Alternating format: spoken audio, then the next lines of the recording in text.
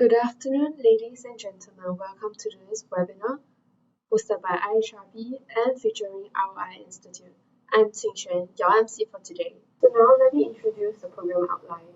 In this webinar, you'll learn the ROI methodology and how it benefits you, and also the IHRP ROI program and which is the right one for you, followed by a So now let me introduce Anandita Shah, partner at ATA and Regional Director of ROI Institute. Over to you, Anandita. Welcome and thank you for joining us. Today we are going to talk about ensuring that the work that we do means something, as in it actually generates results.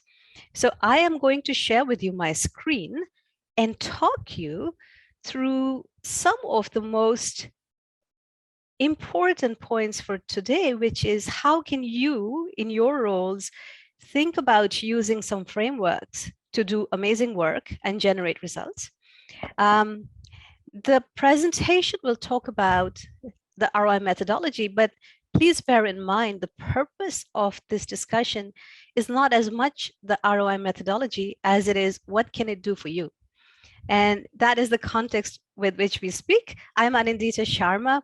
I have been in Singapore for a very long time. I'm going to say 18 years. I have much more than 20 years of work experience across the world. And I've done a lot of program and project related work, as well as client related work. But essentially, what's important to me is impact. And over the years, I've transitioned my work to looking for impact, measuring impact. And I do that through this work that we are going to talk about today. I also dabble in it in other ways with my university's impact entrepreneurship program and a few other ways like measuring the sustainable development goals and how that is done, etc. Joining me today are my two colleagues, Karin Karlsson from Sweden and Sharul Aslan, who's currently in KL actually. So I'll hand over to them very quickly for a brief intro as well. Great. Thank you, Anandita. So as Anandita said, I'm based in Sweden and I have previously spent 16 years in Singapore and across Asia and the US.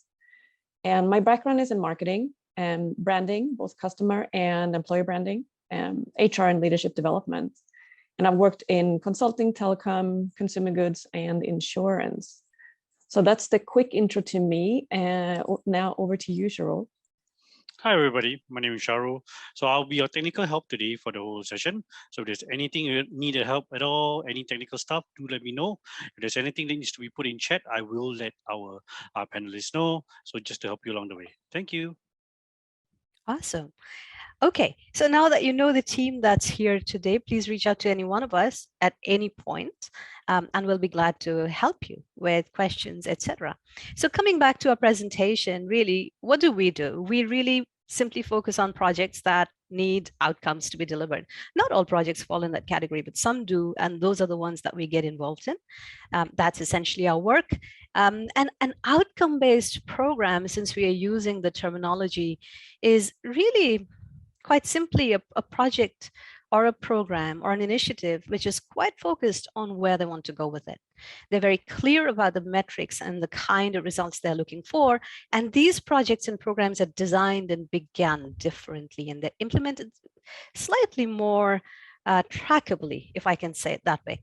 Now, you will get the slides later. So all of these features of outcome-based programs you will have. So there's no real value in going through the details of it today, but essentially just to set context, that's what an outcome-based program really is. And we're talking about this because we're going to use the work of ROI Institute to lead our programs to be much more outcome-based. So what is the ROI Institute? Well, it is probably one of the best known institutes in the world for program evaluation.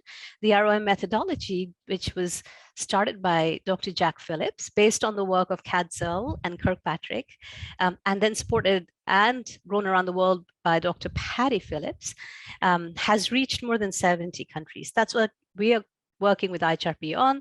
In fact, the programs that we are offering have been experienced by thousands of people around the world. The 2-day skill building program, which is coming up quite shortly, I think 30 to 40,000 people around the world have gone through the program and benefited from it as well. I don't know if you heard, but both Jack and Patty were given the Distinguished Thought Leader Award by ATD just 10 days ago. And actually, they also come to the programs that we deliver with IHRP. So previous participants have definitely met them and enjoyed discussing with them. So they are our partners in this work, and it's their work we're very proud to bring. But as we do that, maybe we just get a sense from you. What is the most important, biggest question you have? And this is going to be our first poll. We only have 4 poll questions for you today. This is the first one, which is really, we want to get a sense of what you want to know. And there are really 7 options. What's the methodology? Other than financial ROI, what kind of outcomes can we target or track? What kind of challenges can we address using this method? Will it apply to me? What are the benefits?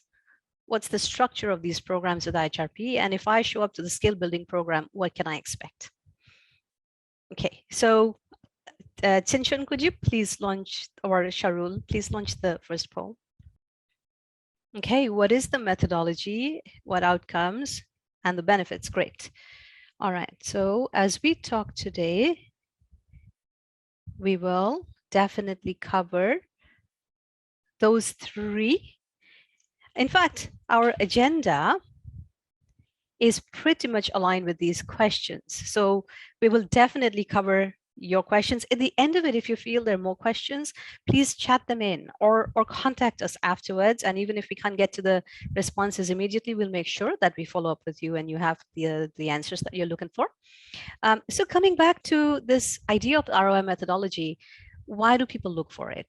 When we start to hear things like this from our clients, where we are investing in projects, we don't know if these are working, or I'm supposed to measure. What metrics am I going to use to measure? What do we target? Or I don't know what to prioritize. There's so much change. Where do I get started? Where do I go?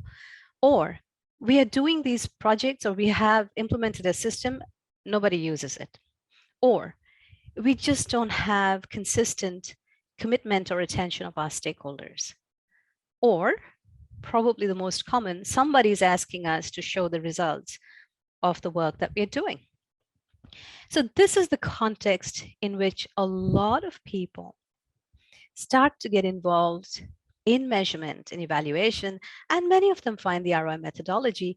What is it really? It's a very simple framework. It's a way, a framework, a set of toolkits where you can measure any project. It can be a project, a process, an initiative, and you can structure it and you can measure it step by step. And why are we talking about the methodology? Because what's the purpose of measurement? Well, in this case, the whole idea is that we use this method to support a project implementation that's very important to us or to our organization. And we implement this project in an outcome-based manner, measurably. That's the big idea behind why we are talking about ROI methodology in this context. And the methodology actually is beautifully designed for us to do this job really well.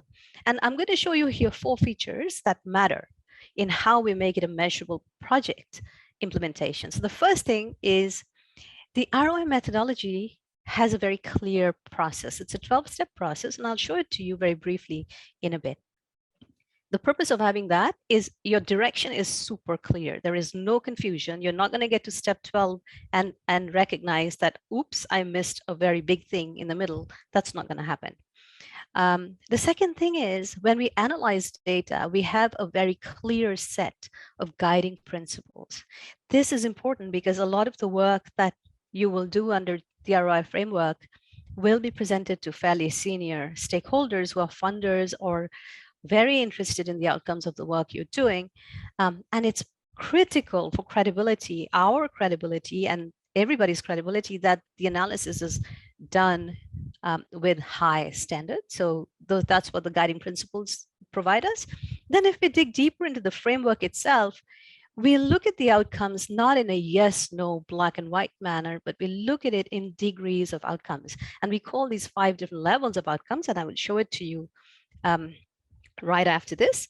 And finally, along with the 5 levels of outcome, what we really do is we take our project, our program, our initiative, and we make a very clear connection, which we call a chain of impact, to the kind of results that our companies, organizations, etc., really wish to have.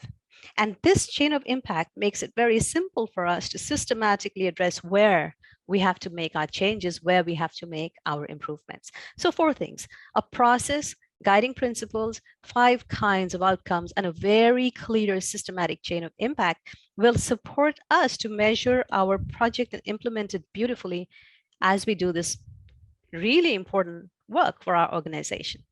Now, what about this 12-step process model? So anyone who begins to work with the ROI methodology will begin with the 12-step process, whether you begin in your job without ever coming to a workshop, whether you begin with coaching, whether you begin in one of our workshops, doesn't matter. Here is the beginning. The 12 steps have 4 phases. And let me just mention to you the 4 big phases. The first phase is a planning phase where we set up everything. Here we call it evaluation, but please know that you can't measure, you can't plan an evaluation independently of planning your project. So it's very closely linked with how you're planning your project itself. So the first step is planning and setting up. And in fact, this is probably the most important one to get right, because all your stakeholder alignments are set up at this phase. The next one is data collection, which is as we go through the program, what kind of data are we going to collect? And this has been agreed already in our planning stage, but really we are looking for 2 kinds of data. Data that we can collect as we interact with users or participants, and data that we need later on. And how we handle these is a bit different. The third level is the analysis of data. And remember, I mentioned before the guiding principles, and this is where the guiding principles become very important, because analyzing our data, we begin to show the behavior change, the application that's happening in our organization, and we start to show what business metrics, what KPIs are shifting, what HR metrics are shifting, how is retention changing, how is readiness shifting, how is cost to hire shifting, how is time to full productivity shifting. As we start to do that, we also then bear the responsibility of saying how much of that change came from our program, right? And that's isolation. And the ROI methodology is known for its focus on isolation. And in fact, it's one of the tenets of impact measurement that you must be able to attribute the work that's derived out of your program. So the third phase then is analyzing data. And the fourth is, after all of that is done, really, what was it done for? Communicate the results, not just tell the story, share the glory, but really, let's use this to make things better, improve things, and increase the knowledge in our organization. Albi, yeah, it's actually really cool. We can send you later on, I'm just commenting on your question on converting data to monetary value. We'll send you a primer after this, and you can take a look at it, or you can attend the program too. We'll go through that in detail. Okay, so this is the 12-step process. Anybody who's going to join in July or any other program at any point, this is where you will start. Now, we also have 12 guiding principles. Right now, we will not go into it. It's only here for reference. And we will make sure that you get this slide. But again, it's a credibility issue. And then I talked about 2 other very important features. So let's dig into that. The first is what we call a framework, which is the 5 levels of outcome measures, right? So I'll show you the framework and I'll tell you why we do it this way. We take a project, your project, and we break it up in different levels of outcomes generated in different levels of the organization. And here's how it begins. For those of you familiar with Kirkpatrick, or maybe even ROI, you may have seen something like this before, but very quickly, the base level or level 0 is input. That's what is required to make a project happen, right? Time, cost, money spent, hours spent. This is important information, but this information has one limitation. Just imagine what decision you could potentially make from this. What could you make as a decision, if all you could see was money invested, hour invested, time invested, number of people, really over time, the one thing that'll come to mind is, should I reduce the money? Should I reduce the hours, right? So how do we take this cost perspective, which is very important, and add to this the so what of this investment? And that's where the levels of outcomes start to come in. And the first level is called reaction and planned action. Now, the reaction level is actually always quite an early predictor. And what we look for in the ROI methodology is perception. And what we really want to see is intention to apply. Our projects only work when people apply something differently because of it, right? Otherwise, they don't work.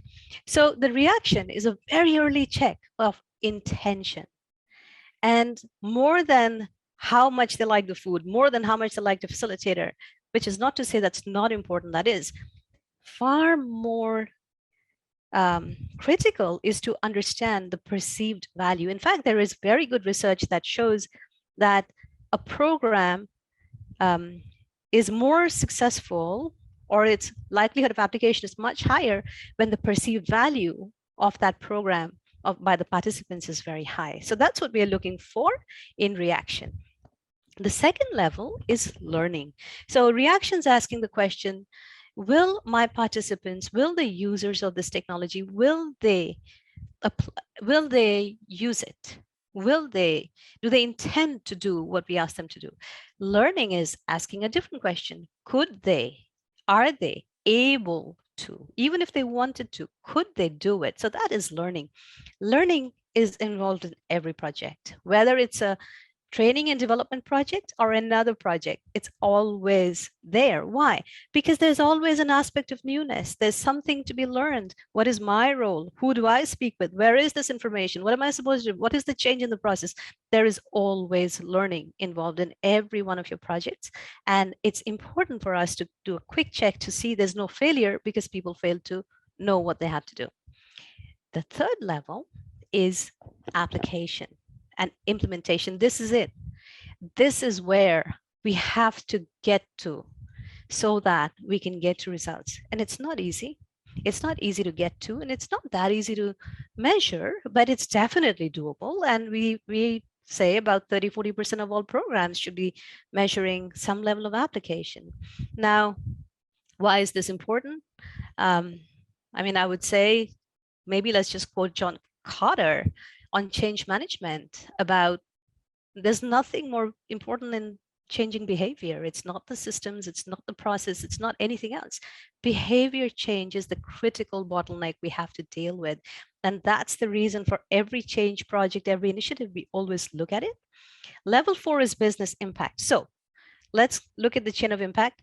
If your people, your users, your participants have liked your program, your suggestion, your new process, and they intend to use it, if they know what to do with it, and a month later, 2 months later, 3 months later, you find that they're actually applying it to the degree you wanted them to, then we should start to see those KPIs start to move. Productivity, cost, quality, time, all of those should start to move. In terms of HR, you may have your own objectives here, readiness, attrition, engagement. Those things need to start moving, right? So that's where the impact comes in. And of course, in the end, we ask a different question. Only for 5 to 10% of all projects, we ask a different question, which is, well, the way we solved the problem, was it worth it? So did we spend $5 million to generate $2 million of benefit? Or did we spend $2 million to have $5 million of benefit? That's the question we're really asking in, was it worth it? And this was the addition that Dr. Phillips brought in to the Kirkpatrick model, actually. Now, if I now show you the very same thing, so please don't worry too much about the table colors. It's exactly the same. It's the language is slightly different, but it's essentially the same thing. One slight difference here. Here we are showing one other thing, which is intangible right at the bottom. Intangibles are also reported. In fact, as you and I both know, intangibles are probably even more important, particularly in the knowledge economy, where the valuation of most of our work and our companies lie in intangibles today. So these are extremely important, and they will always be generated as a part of your work. Now, what I want you to see here is, while we have changed our project from one project to 5 kinds of outcomes, we have also now aligned with different stakeholders. Here's how. When we look at reaction, planned action, and learning, we are targeting what matters to the user, the participant. Do they care for it? Does it help them? Have they learned? Is it valued? When we look at application, we go even beyond that person. We are looking at their manager, we are looking at their peers, we are looking at the system around them, and we are asking, is it working in the system? Is it working for the system? When we ask the question of, is it changing the business impact? Now we are talking to the business owner, the problem owner. And of course, when we talk about ROI, or business cost rate, benefit cost ratio, we are talking about funders and decision makers. So that's what we are really doing by bringing in stakeholder perspective into the discussion. Now, how exactly are we going to do this? So when you come into our program, the first thing you will do is take your project and put it in our framework. And we use this model in front of us called the business alignment model. It's very simple. I'll show you one example. It's simple to see and understand, but I can tell you it's not simple to redefine your project in this manner. It takes a little bit of time. This one is already solved, so it looks super simple. So this is absenteeism in a call center. People are not showing up randomly, and here's the problem. We call the problems from level 5 all the way to level 0. We always begin our problems at the top level, which is at the organizational level. What's the problem? We are losing money. We're paying out $100,000 extra a month we don't want to pay. Why? Because of absenteeism. What's going on? People simply don't show up. Sometimes unplanned absenteeism. Why is that happening? It's because the supervisors have never called out team members after they have just not shown up one day. The next day, it's like nothing has happened. That's level 3, performance need. And then we ask the question, well, why don't they ask? What's the learning need? What should they be able to do? What can they not do? And the question, what they find here is the supervisors say, I'm happy to have the chat. I just don't know how to have this counseling kind of discussion. Great. So there's one other thing for us to think about, which is if we put in a program, intervention, solution, anything to deal with this, what do we want the supervisors or the engaging participants to feel? And we really, really want them to think that this is practical and it's necessary, right? So to the left then is a redefinition of a problem in 5 different levels of needs or problem statements. And we use this as a basis to design our project. Here, we have a simple example. Most of you will have a slightly more complicated example when you come into the workshops. I'll show you later what kind of projects have come in. I can't show you the work they've done, that's confidential, but I can definitely show you the kind of problem statements that people have come in with.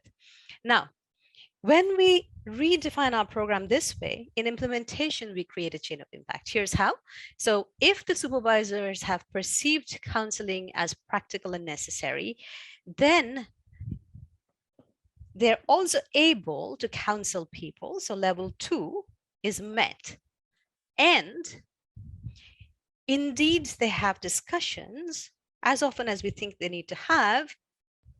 When there is an unplanned absence, we should begin to see that unplanned absenteeism is dropping. And in this case, actually, it did fall. And if we do the math on the cost saving, we find that we've met our ROI objective. I think in this case, they definitely met their objectives. I don't have the numbers here, but this is how we set up the chain of impact. We begin by asking the question at the very top, and we measure our program all the way to make sure that we are doing okay. So some of you had said your number one question is, what is the methodology? Roughly, this is the methodology. It's much more than this. But in the workshop, this is the kind of work we're doing. We'll get into your project. In fact, you will get into your project and you will redefine your project. in those 5 levels of needs. And I know you're looking at it and saying that's not so difficult. I'll say, sure, it's not difficult, but most people take a while to readjust the thinking and reconnect to some of the KPIs. Okay, the next question is, does it apply to me? So theoretically, the answer is yes, it does. But let me just dig deeper into why. The methods applied across the world in corporations, Fortune 500 companies, about 150 universities have used it. Major foundations use it. 26 big governments, federal governments have used it and continue to use it. So yeah, it works in all kinds of settings. It works in nonprofits and social organizations in many places. Now, it's also used by the UN. And in fact, it is the most used evaluation method endorsed by a lot of different organizations. In terms of what kind of programs, everything in front of you and more can be measured. But why? Because if your program has a method around it, we can find a method for you to measure it because we have a process. It's very logical and it follows the 5 steps. What's the big picture? What are the impacts you want to shift? What are the behaviors you want to shift? What's the learning? What's the preference? And with that, we can take on whatever project you want to take on. So now I want to show you, despite there being so many things here, what's been happening in our experience in Asia the last 6 months. We've had a lot of participants come into these programs. What have they been working on? And here this is not a complete list, but this is a grouping of some of the kind of projects that people are working on right now. I'm just going to leave it up there and I'll invite whatever chats or comments you have. If any of this resonates with you, by all means, just drop a note. Maybe you're working on some of these. The big themes obviously are skill building, near term, longer term, leadership bench strength, hiring, attrition.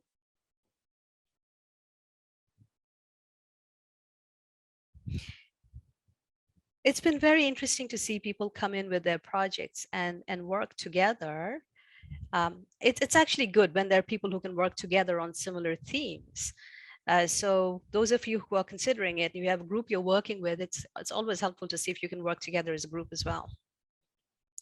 So just as a wrap up then, the project, the method, okay, Albie, it resonates, great. Yeah, and then some of these people have made really good progress with the work that they're doing.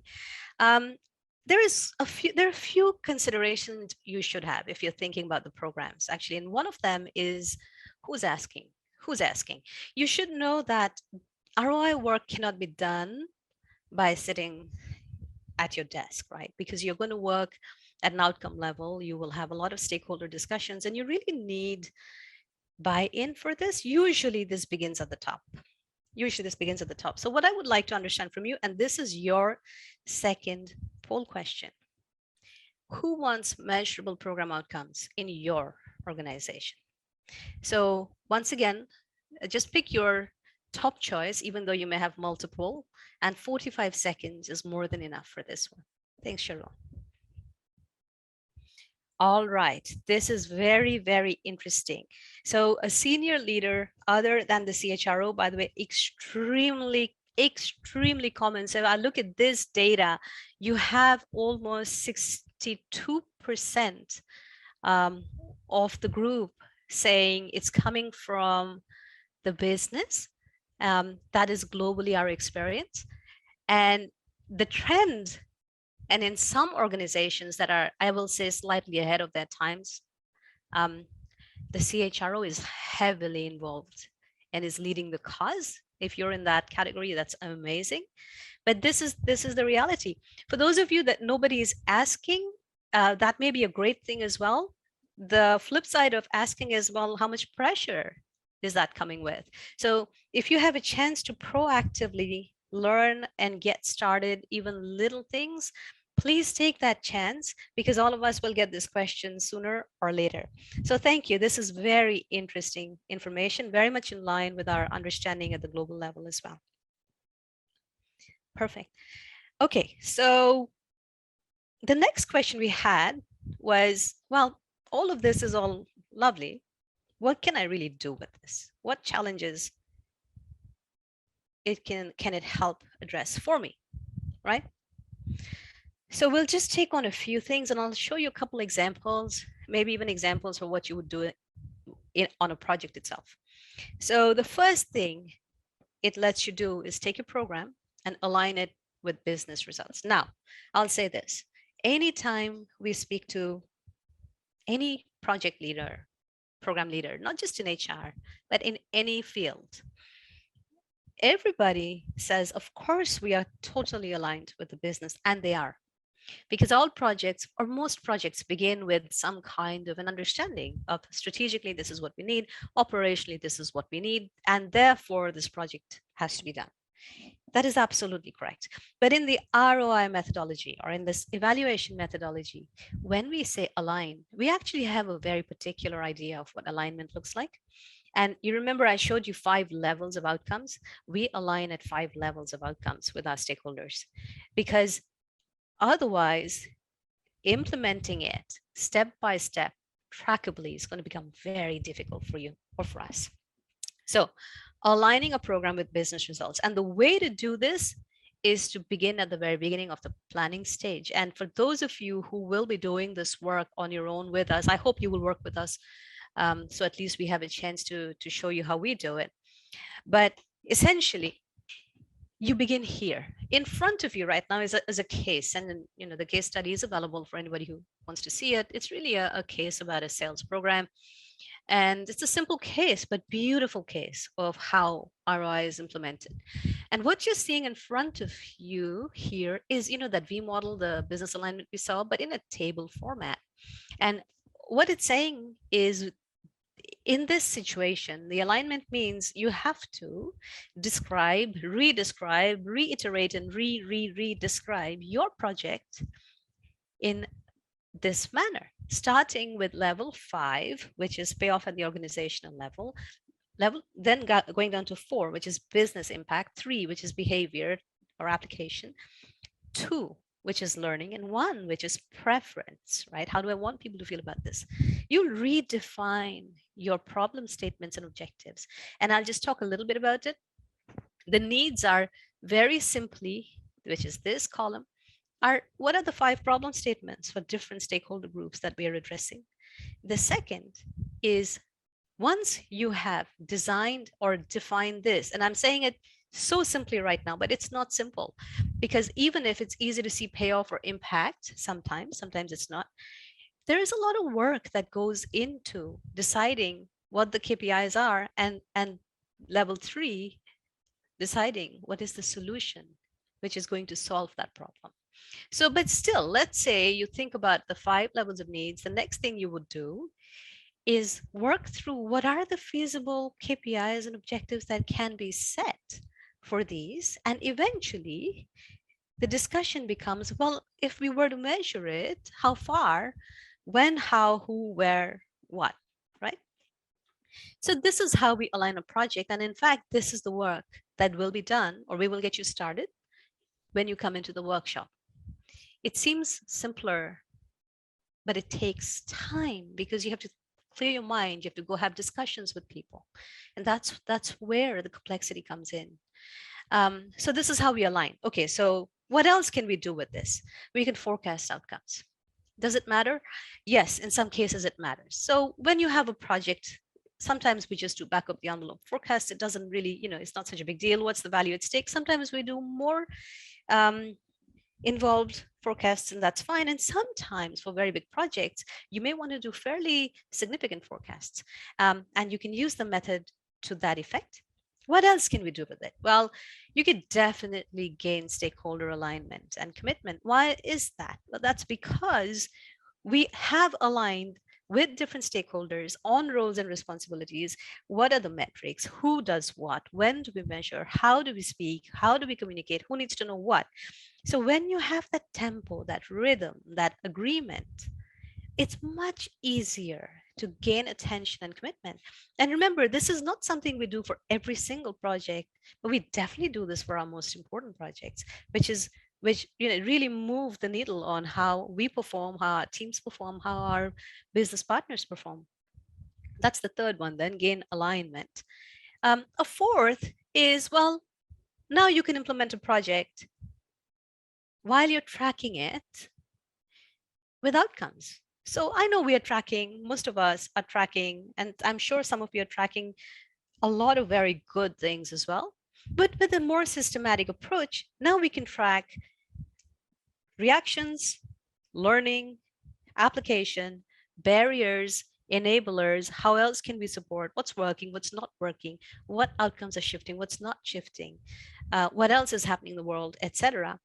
And it might look something like this. This is how we might show data that's going on, but you can do it your way. Some people write reports, some people just have discussions. It doesn't matter. The point is it gives us leverage. When we have results that can be tracked, we can talk to people, we can brainstorm with people, we can talk about what we are seeing and think through how things could be even better, right? So number 4 then is to implement programs that are trackable. Number 5 is ultimately deliver value that's measurable. We had a host of discussions with a few people last month, and we asked them, what do you really want to achieve? And the number one thing they wanted to achieve was to show their stakeholders the value that they were generating, right? And it's really interesting because on the flip side of it, who really wants to see measurable value? You mentioned already your business stakeholders are asking for it. We and the ROI Institute and ATD did a research study many years ago, which by the way still holds true, which showed what CEOs wanted to see and what they were seeing. And in most of so the blue bars are showing what the CEOs want to see, and the yellow bars are showing what they get to see. This to the left is business impact data. So almost every CEO of Fortune 100 companies that responded wanted to see the business impact of this is learning and development investment. Only 8% got to see it. And then to the right, 3 in 4 wanted to see ROI, and only 4% got to see it, right? So when we use this method strategically on the most important projects, we can get to measurable outcomes that we can share with our colleagues. And finally, why? Why do all of this? Because we need to make some pretty good decisions. Do we expand the pilot? Do we shrink it? Do we change it? Do we fund something else? How many programs are we running that are all trying to achieve the same outcome? And how should we rationalize it? There are many decisions to be made. And with evidence, it's probably easier for our leaders and ourselves to make those decisions. So here are some really good ways for us to leverage a very simple framework to make our lives significantly easier. Okay, third poll question for you. I mentioned to you before, this work requires support. If you were to do it, who will support you to implement a measurable project? Once again, please choose one, even though you may have multiple. Excellent. So what I'm seeing here is a lot of you have support. That is absolutely fabulous. Please grab it. It's incredible. You will need that. You will need their buy-in. You will need their understanding of the process. You will need their help to navigate some discussions, etc. 20% of you say that at the moment nobody is supporting you. Perhaps you'd consider looking for people who are aligned with you on this and want to get on a journey of outcome orientation or continuous improvement. And that would really make a difference in how far you can take this work and how well you can do or implement your own projects. Excellent, excellent. Really interesting data. So let's then recap this discussion on benefits. We talked about 6 different ways, but just more specifically, what are these 6,000 organizations around the world using the method for? Many reasons: improve outcomes, stay on track, early indication, forecast results, alignment, make decisions properly, improve, build accountability, etc., etc., etc. Which then brings us to, okay, so we can do all of these great things, but what are the benefits? All right, so let's take a look at some of the benefits. First, I will show you the reported benefits of ROI practitioners based on our benchmarking study from last year, actually 19. This is those people who have been practicing for 5 years. What did they say they benefit most from if they implement using ROI with measurement evaluation?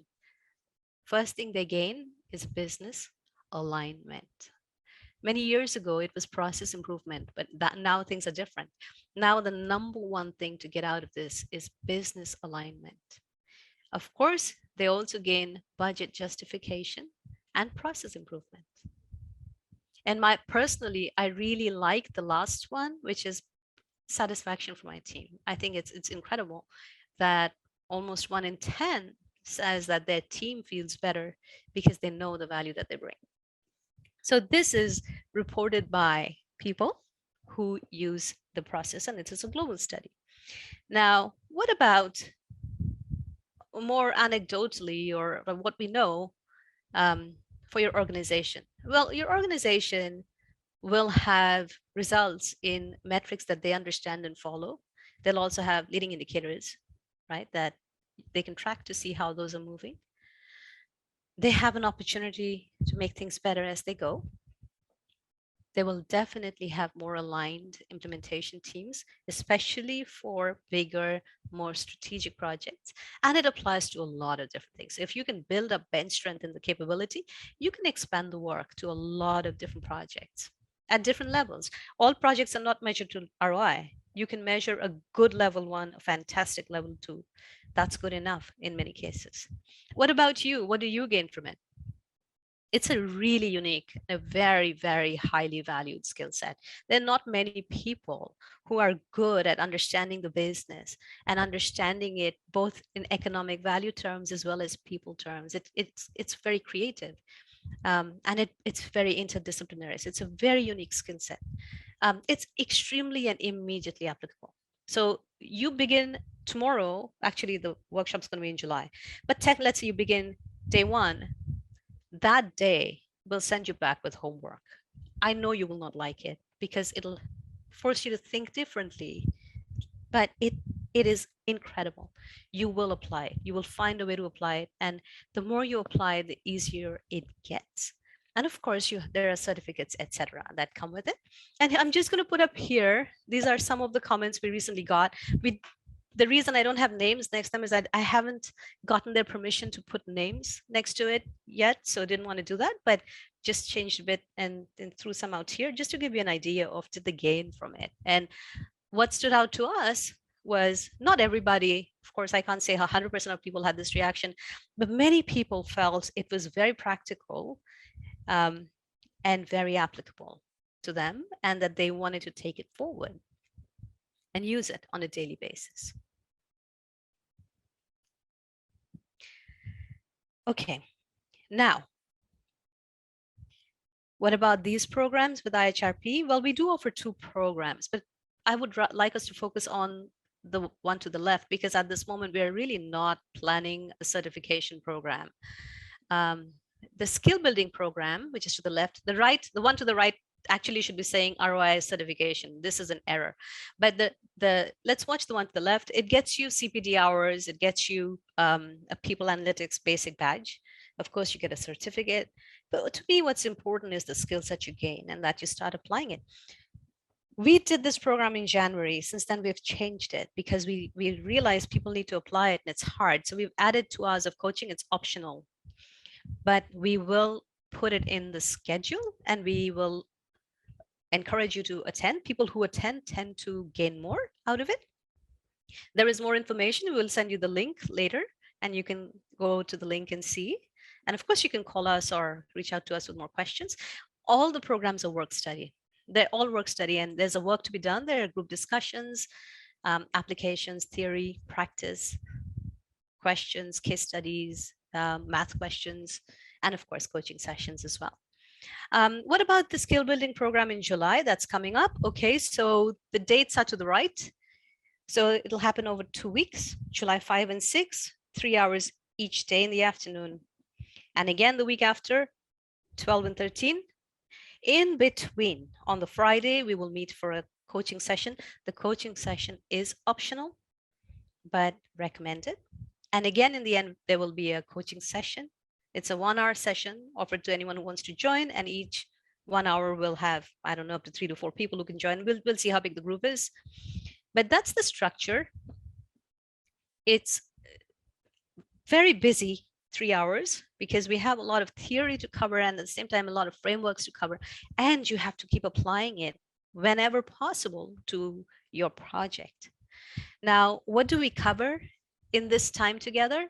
Well, in the beginning, we talk about what is an outcome-based program, what is business alignment. We touched on it today, but we deep dive into that.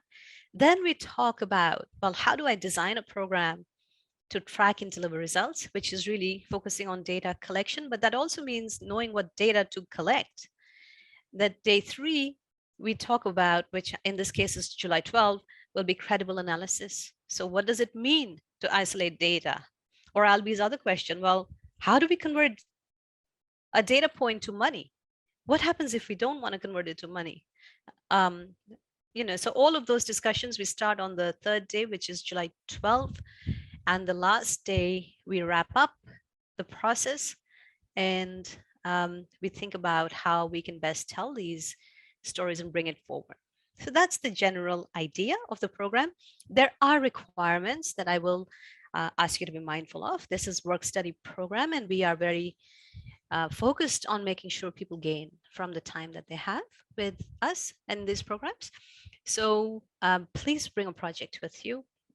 Maybe one you're working on, maybe one that you have worked on. What's important is that it's something you gain from. We would like you to have a pre-meeting with us where we talk about your project. And in fact, we may just give you, that you will have a little bit of pre-work, not a lot. There are only 4 sessions, and it's very difficult to catch up if you miss any of it. So it's important to attend those. If something urgent happens, please send us a note. We'll find a way, but attendance is important. And you must submit whatever work you have done. Why? Because that tells us if you're gaining. And then we have a chance to circle back with you and say, how can we help? And what can we do? And that's what we do. And people keep coming back and saying, take a look at my draft. Am I thinking about it correctly? Are the metrics correct? Is the thought process right? What else would you do, etc. So the submission is really important. And in fact, your certificate, the skill building certificate and your IHRP certificate is conditional on the submission arriving at the end of the program. The quality is not very important because it's an iterative process, but the submission and the thinking is very important.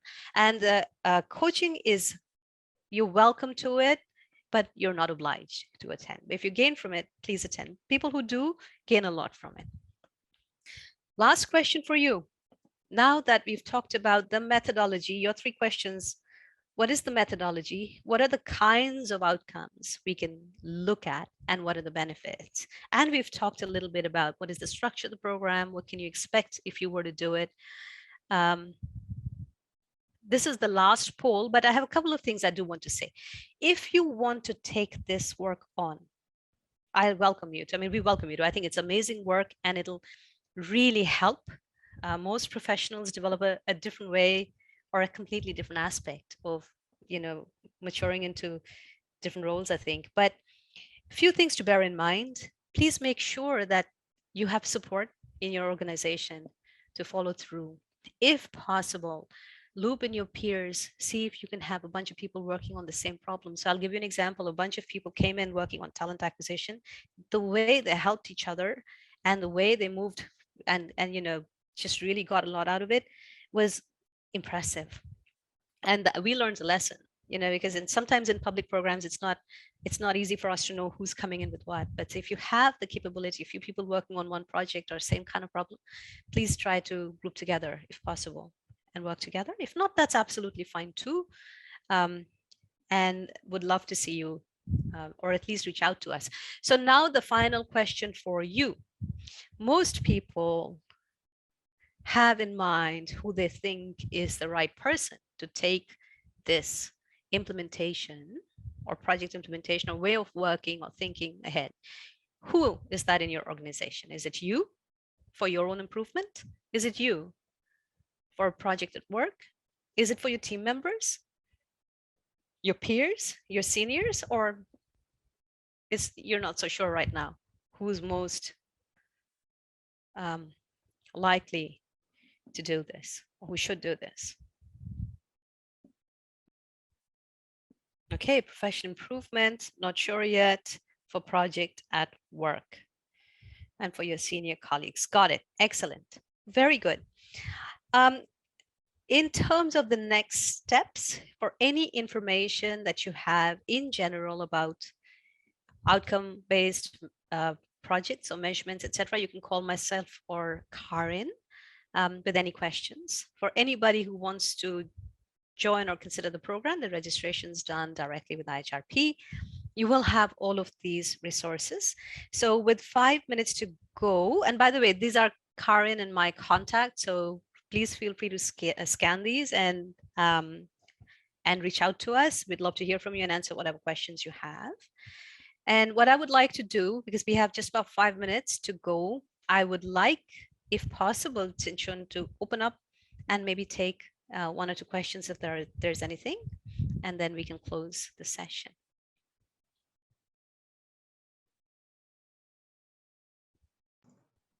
Sure, thank you, Anandita. So now we will be heading to the Q&A session. So if anybody has any questions, they can just drop it in the question.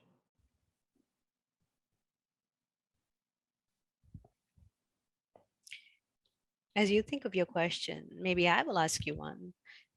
Did you have your questions answered in the call today? You can chat in. Did we answer your questions? Do you feel that you learned fairly, at least, about? Okay, comment on how a nice framework. Yeah, I'll be, thank you. Yes, it's a very nice framework, actually. And it makes, once we start to practice it, it really helps align people around what we call it a common cause. Yeah, thank you for that. Okay, so I think we've done so well that there are really no questions. But if you do have them later on, you have our details. Please reach out to us, and we'd love to hear from you. And I think what I'm going to do with 3 minutes to go is hand back over to Zinshun. And thank you again for your time today and for your participation. We really appreciate it. I'm going to stop sharing and hand over to you, okay?